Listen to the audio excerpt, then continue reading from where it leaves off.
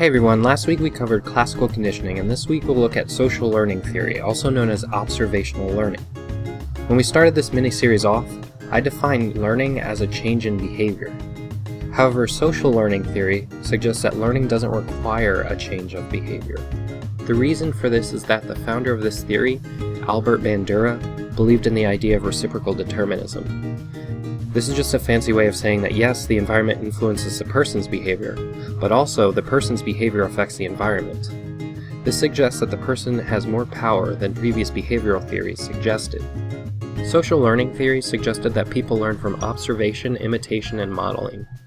This suggests that you don't have to learn a stove is hot by burning yourself. You can learn the stove is hot by watching someone else burn themselves. Observational learning explains that children learn behaviors by watching the behaviors of other people around them, and eventually the children learn to imitate them. Bandura came up with 3 models of observational learning. A live model is when you have someone like a parent, teacher, or coach performing the behavior in front of you. One interesting idea Bandura had was that if a person modeling is similar to the observer and has an admired status, the observer would be more likely to adopt the behavior. The second model is the verbal instruction model. This is when you are given specific details and descriptions of a behavior. When you're learning an instrument, the instructor will likely tell you how to hold and play it. So the last model is the symbolic model. So you may not have a live person demonstrating this, but instead a real or fictional character in media demonstrating the behavior. Whether you have a movie character, a book character, or a radio drama, it falls under this category.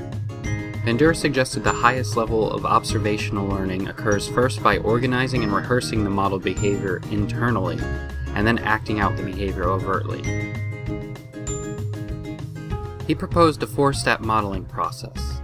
The first is attention. You must be aware and focus on the behavior of whatever model you are learning from. This is why the admire status helps, because you are more likely to be paying attention.